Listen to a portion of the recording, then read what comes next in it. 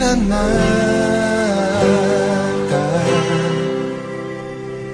Maranata, Maranata, vem Senhor.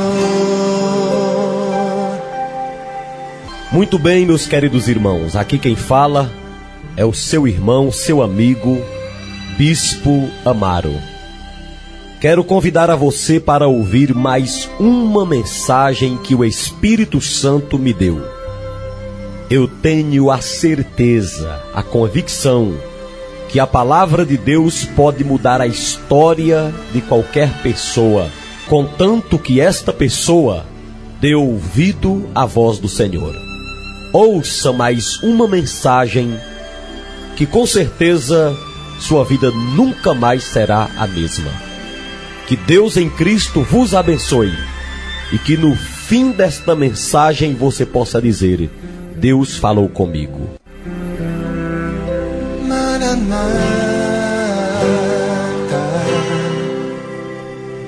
Maranata, Maranata, vem Senhor.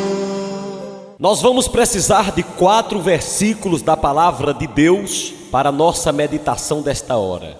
Eles estão no segundo livro da Bíblia, chamado Êxodo. Leiamos o que diz a palavra de Deus. Primeiramente no capítulo 8, depois nós iremos para o capítulo 10. Êxodo capítulo 8, versículo 25, diz assim: Chamou o faraó a Moisés e a Arão e disse: Ide, ofereceis sacrifícios ao vosso Deus nesta terra.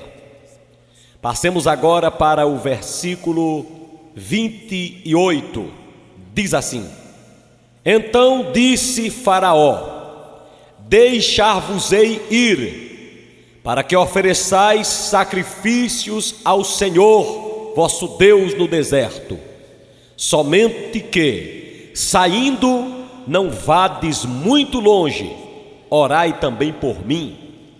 Agora vamos passar para o capítulo 10. Precisaremos de 2 versículos do capítulo 10 de Êxodo. Primeiro, vamos para o verso 11. Diz assim: Não há de ser assim. Ide somente vós, os homens, e servi ao Senhor, pois isso é o que pedistes. E os expulsaram da presença de Faraó. Agora nós vamos precisar de um outro versículo neste capítulo 10, é o versículo 24, diz assim: Então Faraó chamou a Moisés e lhe disse: Ide, servi ao Senhor, fiquem somente os vossos rebanhos e o vosso gado, as vossas crianças irão também convosco. Queridos, nós acabamos de fazer uma leitura especial em 4 versículos de 2 capítulos do segundo livro da Bíblia.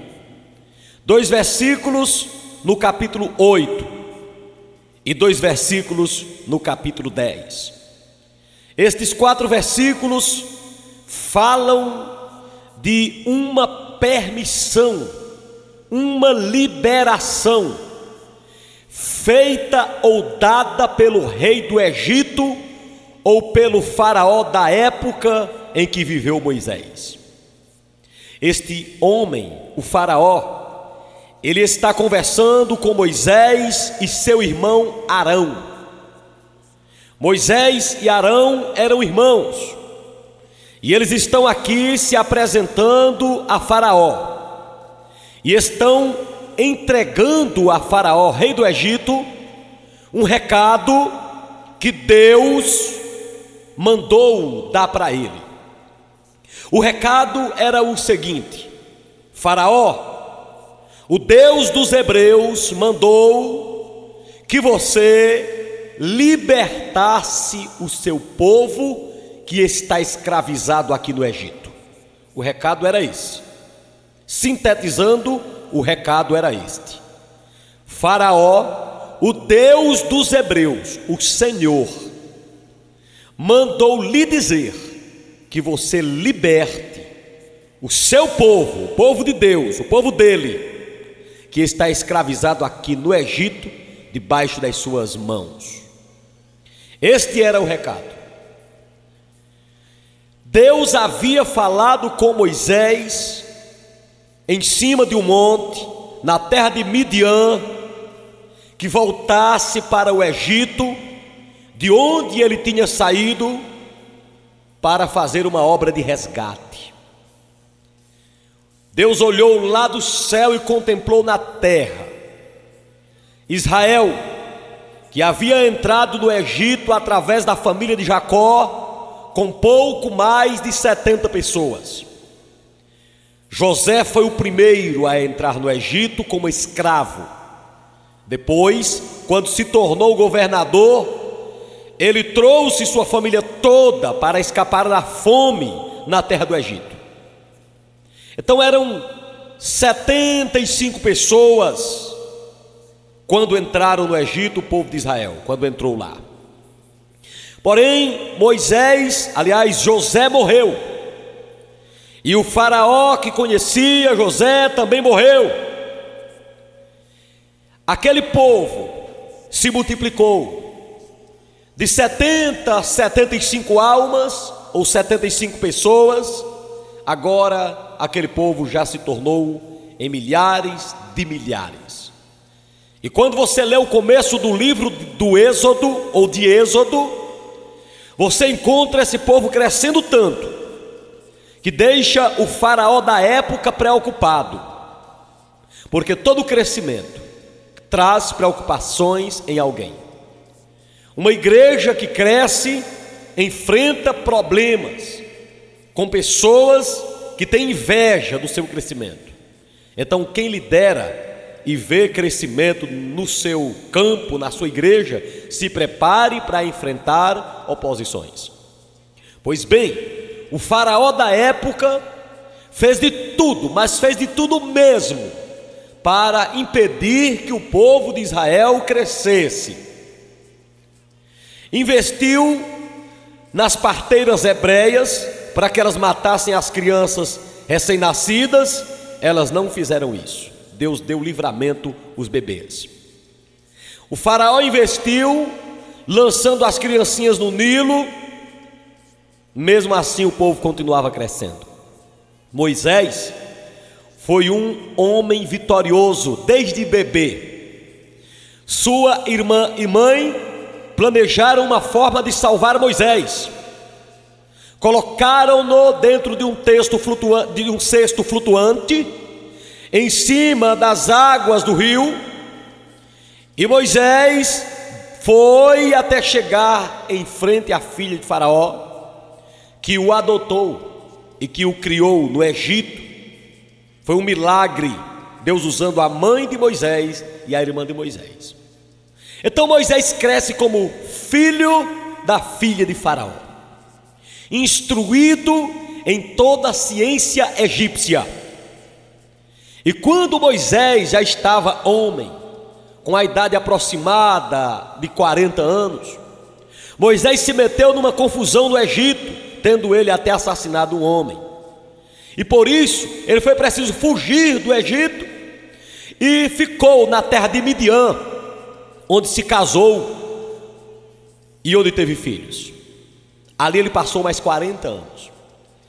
Aproximadamente os seus 80 anos, Deus aparece em luz para Moisés e diz: Moisés, agora é hora de retornar ao Egito.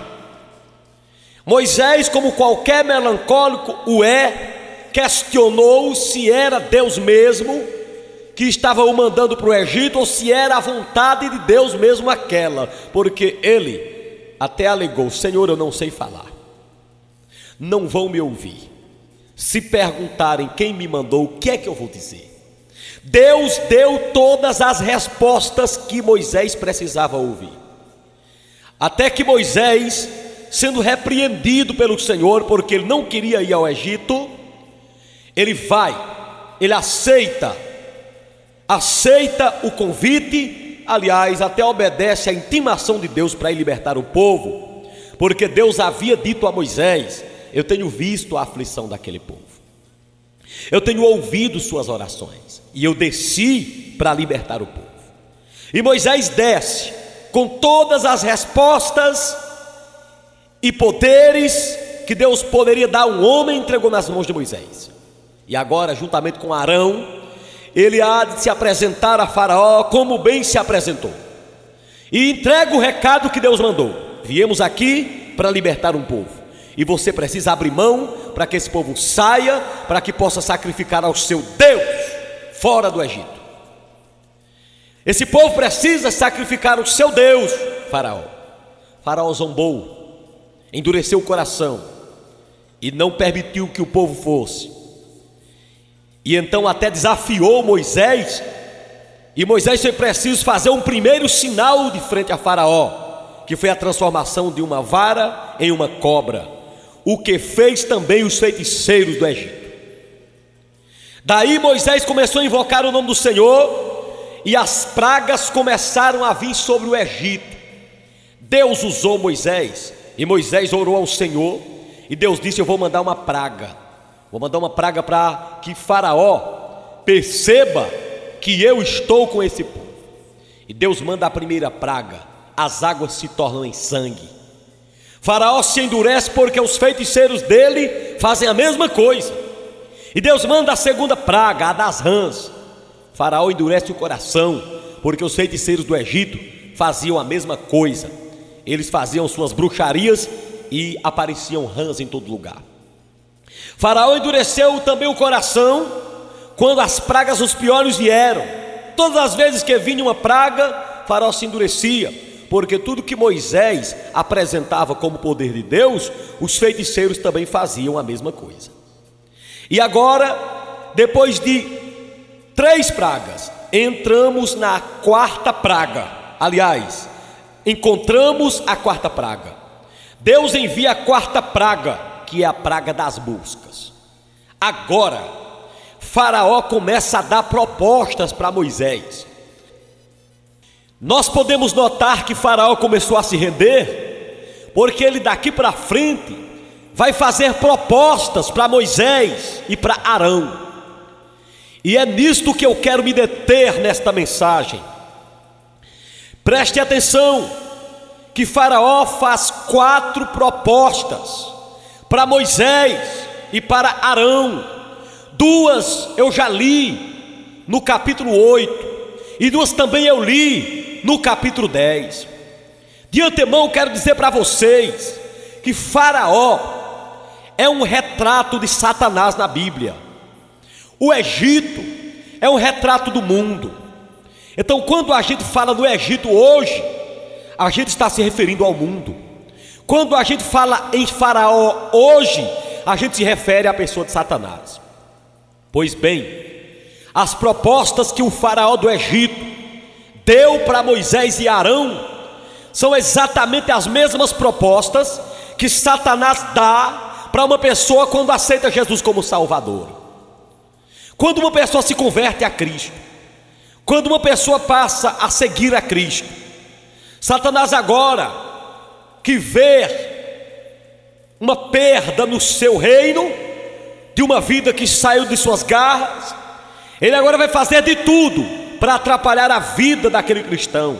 Eu quero repetir: as propostas que Faraó deu a Moisés e a Arão são as mesmas propostas que Satanás dá a você, talvez todos os dias, para que você possa sair da presença de Deus.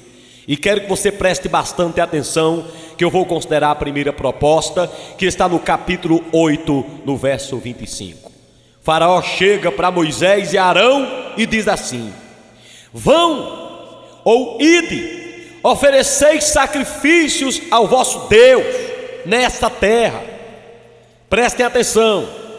Faraó chega para Moisés e diz assim: diante de tantas pragas que vieram, Vocês mandam pragas e eu faço praga do mesmo jeito através dos meus feiticeiros.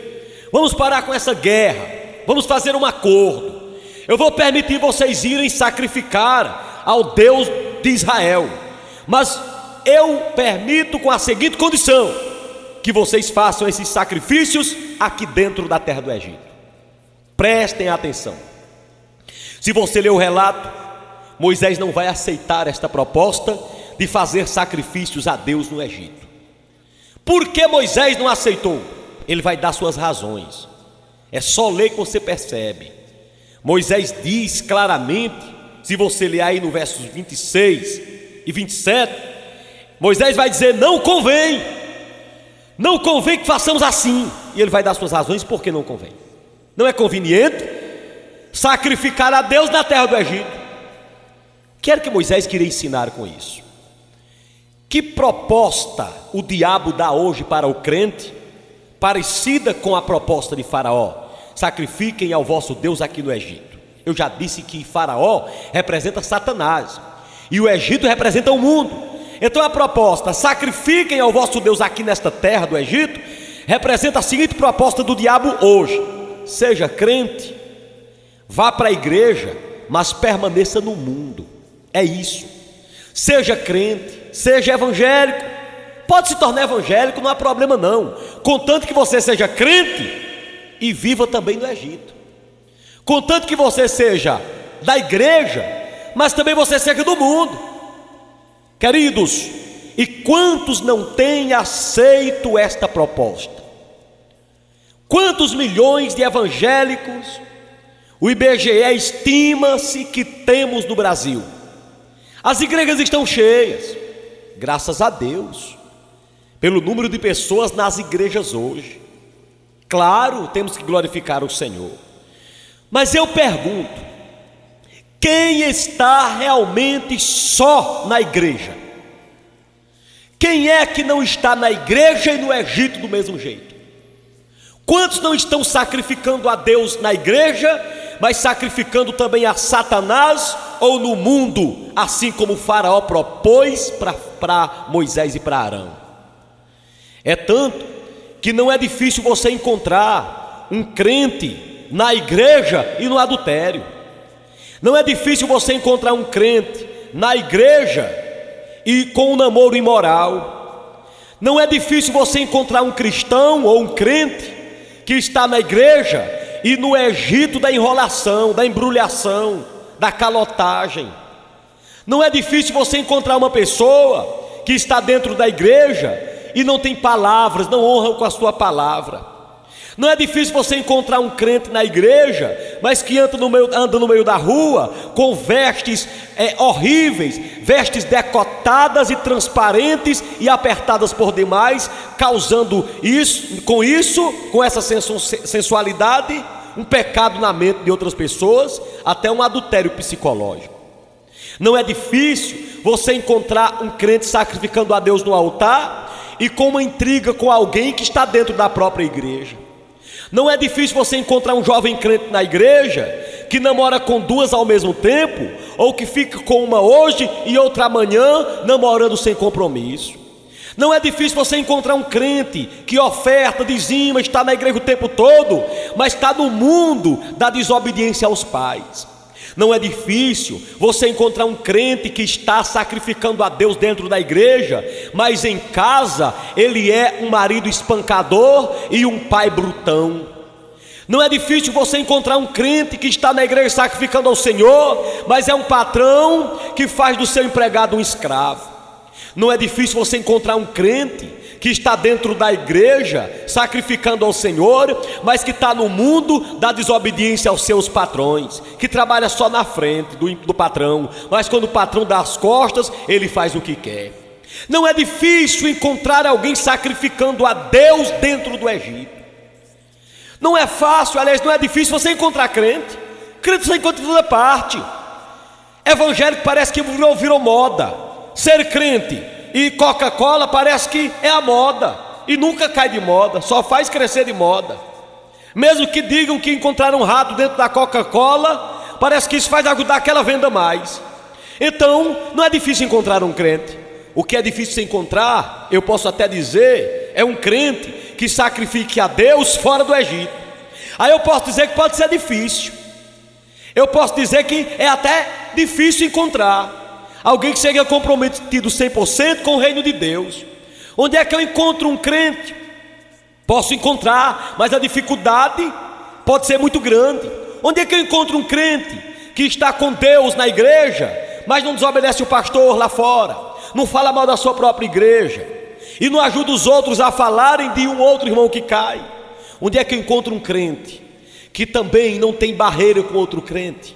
Onde é que eu encontro um crente que sacrifica a Deus na igreja, mas lá fora tem cuidado com as suas roupas, tem cuidado com o que fala, tem cuidado com quem anda, toma cuidado com os seus namoros, tem cuidado com a internet, com a televisão? Onde é que se encontra um cristão assim?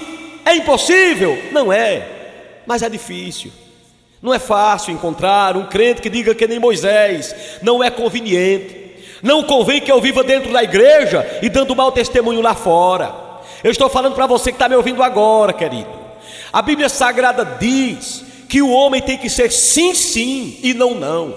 O que passar disso vem do maligno. Ou seja, eu não posso viver com um sim ou não, com o Deus do céu e com o Deus do inferno, sacrificando a Deus na igreja e mesmo assim dentro do Egito. Essa proposta tem que ser recebida com raiva.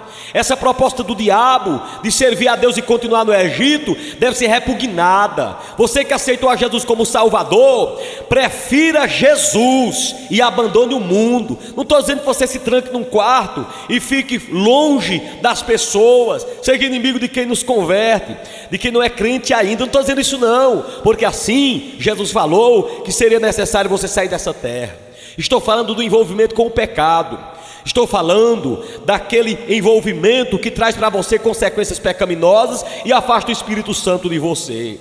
Então Moisés não aceitou essa primeira proposta e eu tenho que correr para a segunda proposta. Sendo que Moisés não aceita a primeira, de sacrificar a Deus no Egito, agora Faraó dá uma segunda proposta. É a proposta do verso 28 do capítulo 8. Olha o que ele diz: deixar-vos-ei ir, eu permito vocês irem, está entendendo? Para que ofereçais sacrifícios ao Senhor vosso Deus no deserto, somente que saindo não vão muito longe. Olha essa segunda proposta. Agora ele já permite o povo sair. Vocês podem sair, ele libera o povo sair. Essa proposta já é melhor, mas ela é até mais perigosa, porque o cristão que olha para uma proposta como essa, vocês podem sair do Egito, só não quero que vocês vão para longe do Egito. Essa proposta pode ser atraente, e sua atração pode ser o maior perigo para a sua vida. Já que Moisés não aceitou sacrificar no Egito, agora Faraó diz: então vão para fora do Egito, sacrifiquem lá o vosso Deus, mas por favor, não fiquem longe daqui. Ou seja, fiquem perto de mim, onde eu possa ver vocês. Claro que você vai ler que a reação de Moisés foi a de um verdadeiro cristão. Moisés não aceita, ele sai, diz a Bíblia que ele sai da presença de Faraó e vai falar com Deus. Ele nem comenta esta proposta de Faraó, porque também para Moisés foi uma proposta repugnante. A proposta de ir sacrificar a Deus, mas não ir muito longe, não ficar muito longe do Egito. O que significava isso para Moisés? Se ele saísse do Egito e ficasse perto do Egito, quem está perto do Egito tem mais facilidade de voltar para o Egito. Se ele ficasse perto do Egito, ficaria debaixo das garras também de Faraó, ficava ao alcance de Faraó. Quem está perto tem a possibilidade de voltar. Moisés falou: não, eu não aceito. As atitudes de Moisés disseram um recado para Faraó: eu não aceito ficar perto do Egito. Muito bem, o que é que isso significa para nós? Você está lembrado que o Egito é o mundo hoje, não está? Você está lembrado que Faraó hoje é o demônio, o diabo, não sabe? Então a proposta de sacrificar ao nosso Deus não longe do Egito é a mesma proposta do diabo hoje para você. É a seguinte proposta: seja crente, mas não seja fanático. Seja crente, mas não seja santarrão. Leia a Bíblia, mas olha, não leia demais. Jejue, mas saiba como é, não jejue muito. Até só em você estar na igreja está bom. Não se aprofunde muito não. Não vá muito longe com esse negócio de fé, de Deus, de Bíblia. Não leve isso muito a sério não, porque a ciência comprova umas coisas contrárias à Bíblia. E estas propostas são retratos da proposta que Moisés recebeu de Faraó. Aquela proposta de não ser fanático, sabe como é? Aquela proposta de não se aprofundar muito em igreja, sabe? A mesma coisa de dizer, aquele crente nominal, entendeu? Você chega hoje muitas vezes para os católicos, a maioria diz o seguinte: eu sou um católico não praticante, não é assim? Dificilmente você encontra um católico que diz assim: eu sou um católico praticante. A maioria diz: eu sou católico não praticante, por causa dos meus pais. É assim, ele não é profundo naquela religião que ele diz que os seus pais professaram, desculpem. Assim hoje, dos milhões de crentes que nós temos no Brasil e no mundo, quantos são realmente os praticantes da fé? Será se a maioria não está sacrificando a Deus perto do Egito? Será se a maioria não decide deixar de se aprofundar? Então você vai fazer um teste com você mesmo. Você congrega quantas vezes por semana? Uma vez? Então eu quero dizer para você, você ainda está perto do Egito. Está faltando pouco para você voltar. Outra pergunta: você lê a Bíblia todos os dias ou a escuta através da Bíblia falada, mesmo que não saiba ler? Então, se a sua resposta é que não lê a Bíblia sempre, você está sacrificando a Deus, mas ainda pertinho do Egito. Você ainda está agarrado no Egito. Eu pergunto a você: as festividades mundanas, como carnaval, vaquejada, essas coisas, baladas do mundo, isso ainda te atrai? Então eu não duvido que você esteja sacrificando a Deus. Eu só duvido que você esteja longe do Egito. Você está com Deus sim. Você sacrifica a Deus sim, de uma certa forma. Você é de Deus, de certa forma. Você confessa ser de Deus, mas suas obras mostram que você ainda é do diabo, que você ainda gosta de Satanás. Você gosta das coisas que ele manda fazer. Você se atrai pelas suas propostas. Você não sai para longe do Egito. Você não se aprofunda na igreja. Você não participa de oração. Você não vai para grupo de oração, para grupo de estudo bíblico. Você não evangeliza ninguém. Você não se preocupa se alguém vai para o inferno, não. Você não está preocupado nem com a sua casa. Você não se preocupa nem com seus vizinhos. Você não faz nada, você não dizima. E se dizima é uma vez no ano, às vezes. E se diz que dizima, é uma parte do dízimo, não dá tudo. Esse negócio de dar o dízimo de tudo, vou me aprofundar muito nisso não, de jeito nenhum. Então eu conheço pessoas que estão na igreja, estão sacrificando ao Senhor na igreja, mas não se aprofundam. Você pergunta para ele sobre as coisas da igreja, ele não sabe. Sim, você sabe que tem gente da igreja que não sabe os dias de culto de sua igreja? Não estou falando de detalhezinhos não, mas o dia do culto da igreja todo mundo tem que saber. Tem gente que não sabe não, ele está 10 anos na igreja, mas ele não sabe o dia dos cultos de sua igreja, nem as campanhas que estão acontecendo na sua igreja. Mas pergunte a ele quantos e quais são os jogadores de futebol da seleção brasileira, que ele sabe. Eu não estou dizendo que futebol é pecado, não. Na hora que o Brasil jogar, se não for em horário de culto, então não tem problema você assistir. Qual é o problema? Mas o problema é quando você deixa de se aprofundar nas coisas de Deus para se aprofundar na seleção brasileira. Eu pergunto, quem é que você conhece mais? É o time de Jesus ou é o time da seleção? Você conhece mais dos irmãos da sua igreja ou os componentes da seleção que você torce, ou do time que você torce? Ah, tem gente que tem bandeira em casa de tudo, do seu time preferido, do seu partido preferido, ele tem bandeira de tudo. O nome do seu candidato está no seu papel, no seu boné, está na sua camiseta, está na sua casa, mas você entra em sua casa, você não vê uma Bíblia, e se encontra a Bíblia, ela está empoeirada. Essa pessoa não tem compromisso com Deus. Ele quer servir ao Senhor, mas não quer se aprofundar nas coisas dele. Pois eu quero dizer para você que está me ouvindo nesta hora, é impossível um verdadeiro crente não querer se aprofundar nas coisas de Deus. Um médico que se preza, ele não se confia só no conhecimento que ele teve antes do diploma ser recebido.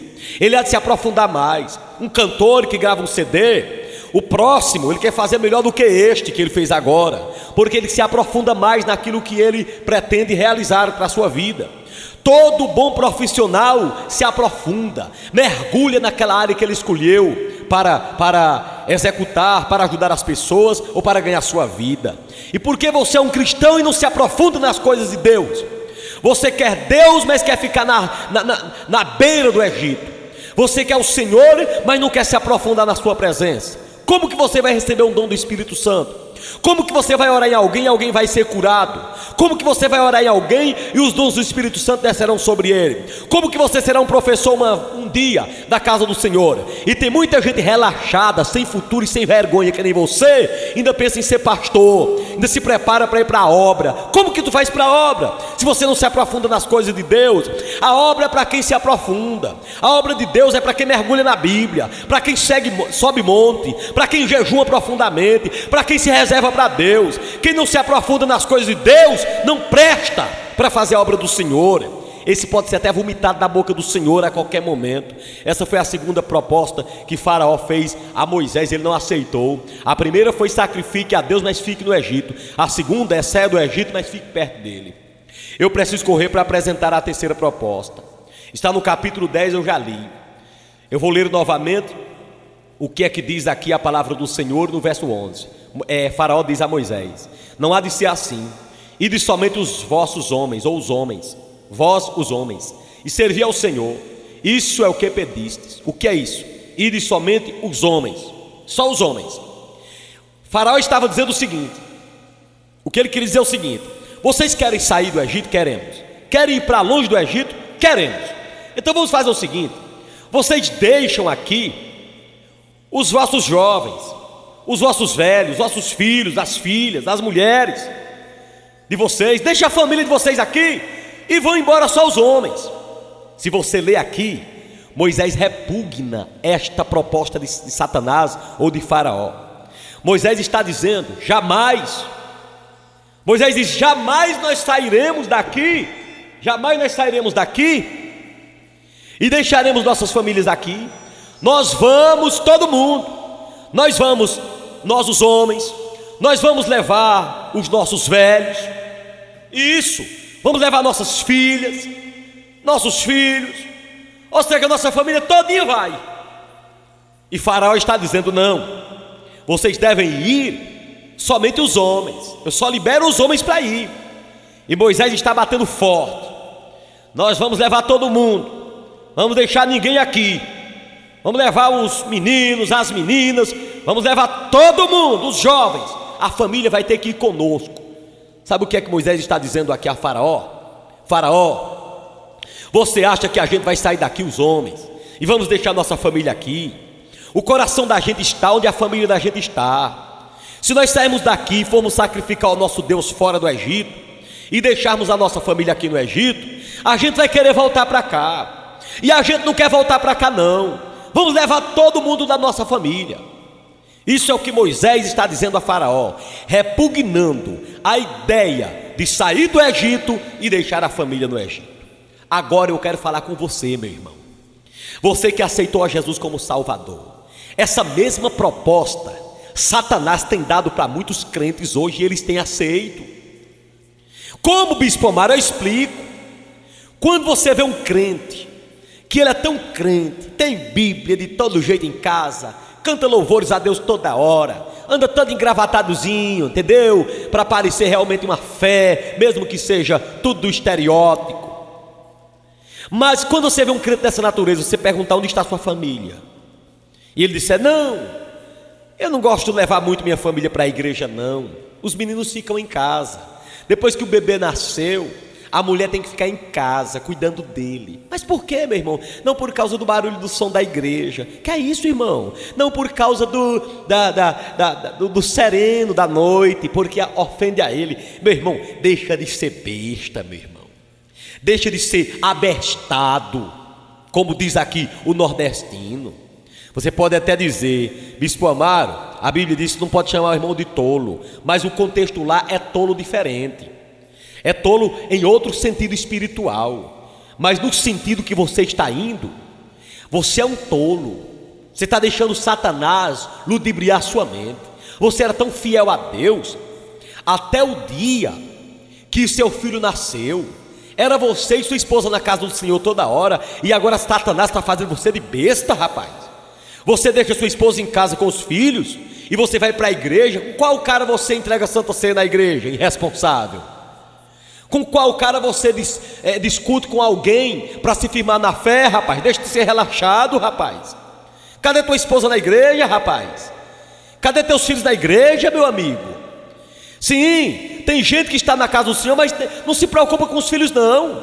Daqui a pouco eles crescem, e que Deus livre, eles viram drogados, traficantes, homossexuais, prostitutas, ladrões, e você vai dizer o quê? Você tem que entender que foi você quem provocou isso. A Bíblia diz: ensina a criança no caminho que ela deve andar, porque quando ela crescer, ela não se desviará dele. Satanás aqui propôs para Moisés: saia do Egito, vá sacrificar o seu Deus lá, mas deixe sua família aqui, deixe seu povo aqui. Moisés disse: a resposta é não, Satanás. E muitos crentes de hoje em dia estão dizendo sim para Satanás. Eles jejuam até demais, eles leem a Bíblia até demais, mas eles não se preocupam com sua casa, não. E sem contar que muitos até levam para a igreja sua família, mas quando voltam para casa, ao invés de comentar da mensagem que Deus usou para falar com ele, dos louvores que Deus usou para falar com ele, da bênção que foi no culto, ele vai falar daquela irmã que estava usando batom, daquela outra que usou uma calça comprida, daquela outra que se comportou de uma maneira que ele não gostou. Ele só vê defeitos na casa do Senhor, e o problema não é ver o defeito, é falar para os filhos os defeitos da igreja. Daqui a pouco a igreja não é o melhor lugar para seu filho, não. É assim que você serve a Deus e entrega a sua família nas mãos de Satanás. Eu não estou falando para aquela mulher que é crente, para que ela possa obrigar seu esposo a ir para a igreja, não. Não é isso que eu estou dizendo, não. Ela pode até ter fé de que seu esposo um dia vai se converter. Ela pode até dar um bom testemunho em detrimento a uma possível e futura conversão do seu esposo. Isso também é não querer deixar sua família no Egito. Eu estou falando aqui é para aquele pai que tem filhos e que batem o pé e dizem: hoje eu não vou para a igreja. Filhos pequenos, filhos que ele domina para toda parte, mas que ele deixa na casa dele, escandalizando o evangelho. Você que serve o Senhor, está na casa de Deus, mas permite teu filho de 18 anos levar a namoradinha dele para dormir dentro de tua casa, rapaz. Cria vergonha, rapaz. Se converte a Cristo. Quem manda em tua casa não é tu, não. Você fica com medo de desagradar a seu filho e desagradando a Deus. Como é que você permite sua filhinha dormir dentro da sua própria casa com o namoradinho dela? Você não tem temor de Deus, não? Você não acha que isso faz vergonha, não? Com qual cara você vai advertir uma pessoa da igreja? Se tua filha dorme na tua casa ou traz o namoradinho dela para dentro de casa e tu inventas de sair para a vizinha ou para o vizinho para deixar os dois pombinhos direitinho dentro de casa, eles vão fazer o quê? Eles vão fornicar, e a culpada é tua, curviteira. Muitas pessoas estão na casa do Senhor, mas esquecendo de sua família, esquecendo dos seus filhos. Pais que não oram com seus filhos, não oram nos seus filhos, não se relacionam com eles, não diz que o caminho do Senhor é aquele, não dão um bom testemunho dentro de casa, que tem muitos filhos que não servem a Deus por causa do mau testemunho dos pais. Os pais estão até na igreja, mas o mau testemunho em casa é grande. É o marido brigando com a mulher, é a mulher brigando com o marido. Como que esses filhos vão se converter? Moisés não aceitou a proposta de servir a Deus e deixar a família no Egito. Eu pergunto para você que está aqui me ouvindo nesta noite ou nesta ocasião em sua casa: você se preocupa com a sua família? Você determina que Satanás saia de sua casa? Você evangeliza dentro do seu lar? Você chora pelos seus que ainda não se converteram? Ou você não acredita que tem inferno e que eles vão se queimar no inferno se você não pregar para eles e eles virem aceitar a Jesus como Salvador? Você gosta mesmo de sua família? Então pregue Jesus para eles, leve-os para a igreja. Sua criancinha de colo, leve para a igreja. Dá trabalho? Dá, mas cresce ouvindo a palavra do Senhor, pelo amor de Deus, não aceite a proposta de deixar sua família no Egito. Agora eu preciso partir para o último ponto. Moisés não aceitou a primeira proposta, a proposta de sacrificar a Deus no Egito. Moisés não aceitou a segunda proposta, a proposta de sair do Egito, mas ficar perto dele. Moisés não aceitou a terceira proposta, de sair do Egito e deixar sua família ali. E você tem aceito? Vamos para a última proposta. A última proposta de Faraó a Moisés e a Arão está ainda no capítulo 10, agora é lá no versículo 24, quando ele diz assim: ide e servi ao Senhor, fiquem somente os vossos rebanhos e o vosso gado. Faraó agora deu uma proposta que aparentemente, olha, estava ótima. Vão-se os dedos e fiquem os anéis. Não, o contrário, né? Vão-se os anéis e fiquem os dedos. Se ele pensasse desse jeito, tinha aceito agora a proposta de Faraó. Qual era a proposta? É o seguinte, Moisés: você não aceita ficar no Egito, nem perto do Egito, nem deixar sua família no Egito. Pois eu quero dizer, vá todo mundo, leve seus filhos, levem os velhos, levem as famílias de vocês, mas deixem apenas os rebanhos.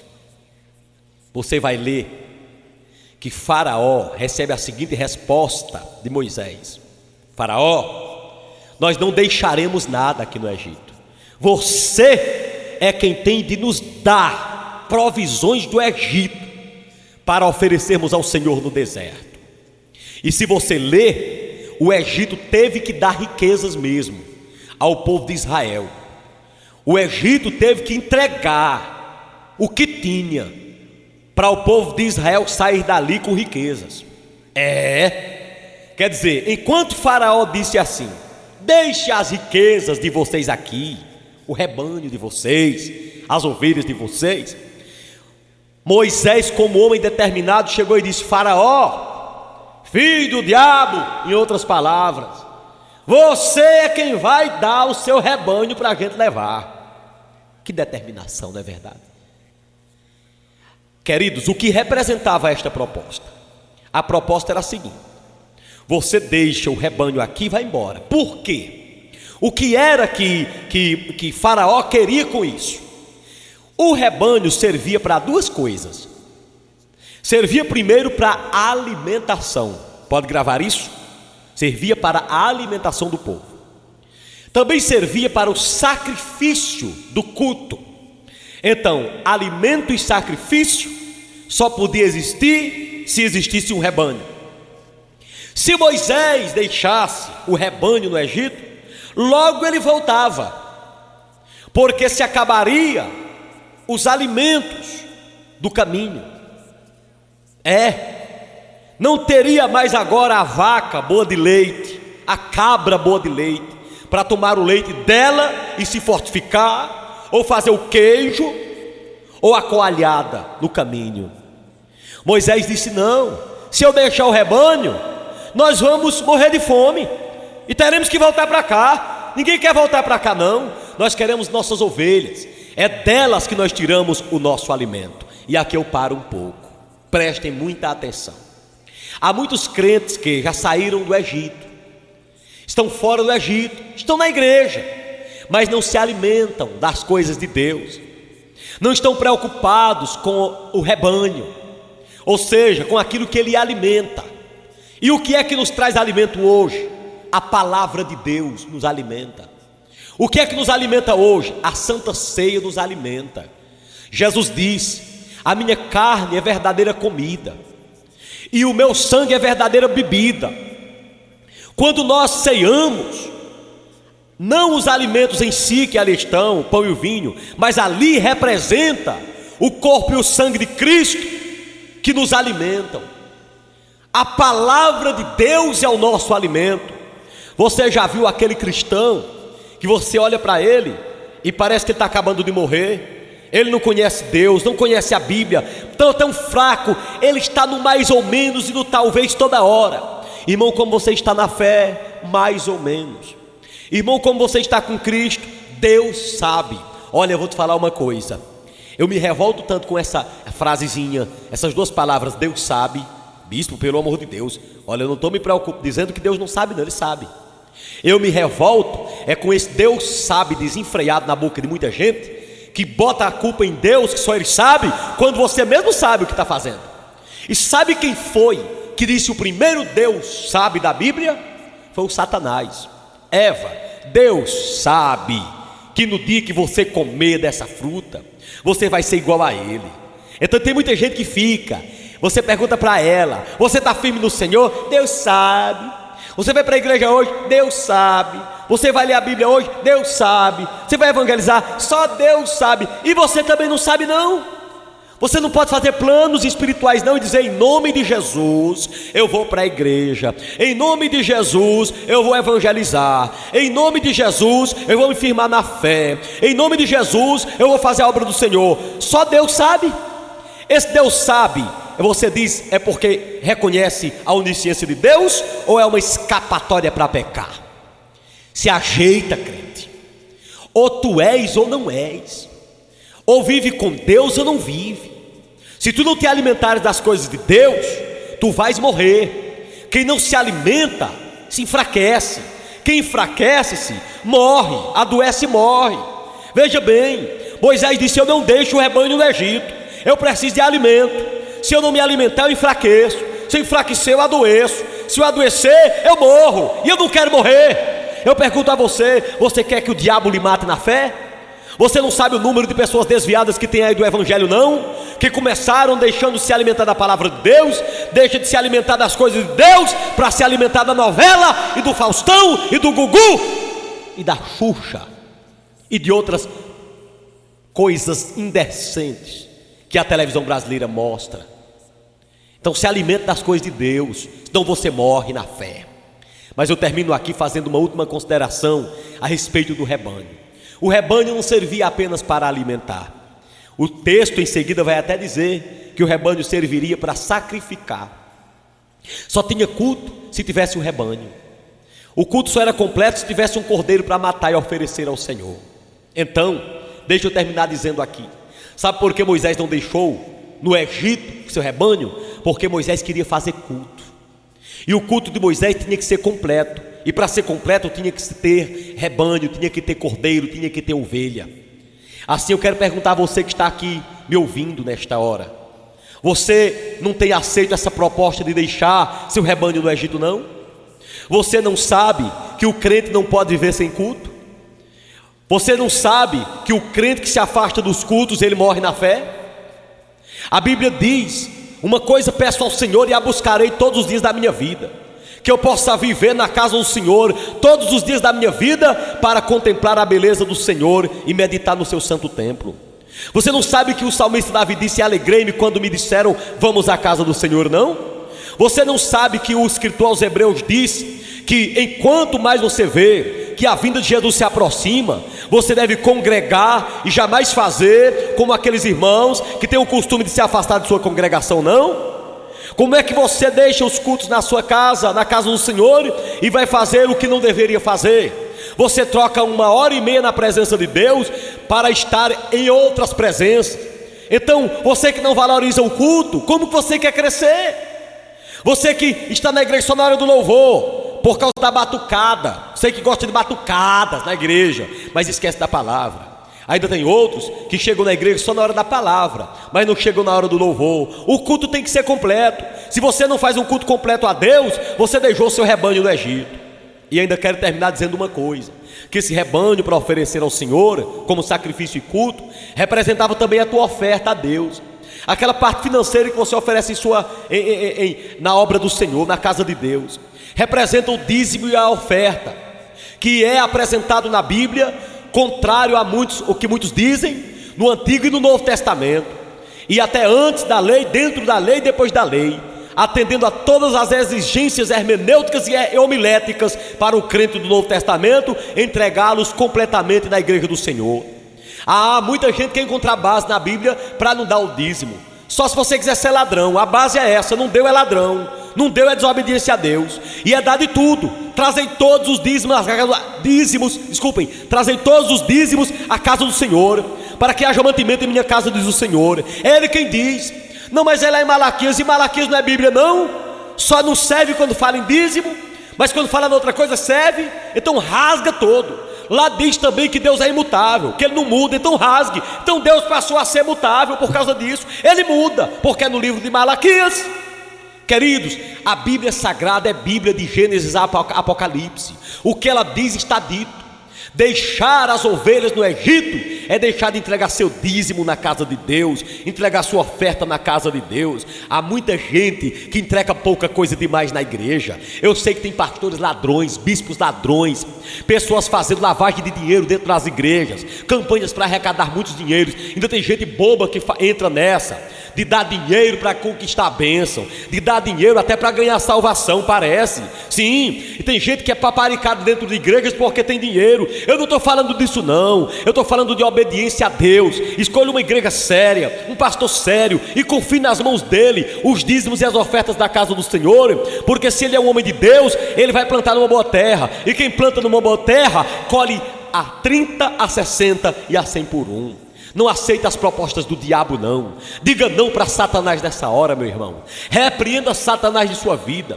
Satanás quer fazer você voltar para o Egito, fazer você se desviar da casa do Senhor. Pelo amor de Deus, uma vez que você encontrou Jesus como seu Salvador, uma vez que você aceitou a Jesus como seu Salvador, viva só para Ele, viva só para Jesus. Não tenha dúvida, Ele nunca te decepcionará. Eu sei que o mundo é conquistador. Ninguém venha me dizer que o mundo não tem o que oferecer não, que tem coisas boas, maravilhosas, porém para a carne, para os olhos, para esta vida. Não tem nada de bom para oferecer no sentido espiritual. O mundo jaz no maligno, mas ele é atrativo. As propostas de Faraó para Moisés foram propostas atrativas. Ninguém diga que eram propostas não atrativas não, porque eram muito atrativas. Mas Moisés vigiou e disse não a cada uma delas. Pelo amor de Deus, diga não às propostas de Faraó, às propostas de Satanás. Se firme em Jesus, seja um verdadeiro crente, pede perdão pelos teus pecados, segue em frente. Se tens andado em pecado, peça perdão ao Senhor, se arrependa agora, entre no novo pacto, numa nova aliança com Jesus, que você vai ter vitória em sua vida. Aprenda a dizer não para Faraó, aprenda a dizer não para o Satanás. Se você não tem esse poder para fazer isso, peça a Deus que Ele lhe dá, clame o sangue de Jesus, porque a Bíblia diz: maior é quem está conosco do que aquele que está no mundo. Quem está no mundo é o diabo, mas quem está conosco é Jesus. E como diz a Bíblia, com eles está o braço de carne, e conosco o Senhor nosso Deus. Maranata, Maranata, Maranata, vem Senhor. Glórias e honras sejam dadas ao nome soberano do Senhor. Graças a Deus por mais uma mensagem que, pela providência divina, pude levar até você. E eu espero que você, a partir de hoje, ande de uma forma diferente diante de Deus. Se você quiser adquirir outras mensagens do Bispo Amaro, este que vos fala, ou efetuar o seu convite para a sua conferência, entre em contato conosco, que será um prazer atender a vocês. Vai aí o número do nosso telefone fixo. Anote: 0 operadora 88 3531 0324. Também você pode nos contactar pelo meu e-mail. Anote: drbispoamaro@hotmail.com. A palavra de Deus é viva e eficaz. Um grande abraço e até a próxima mensagem. Maranata, Maranata.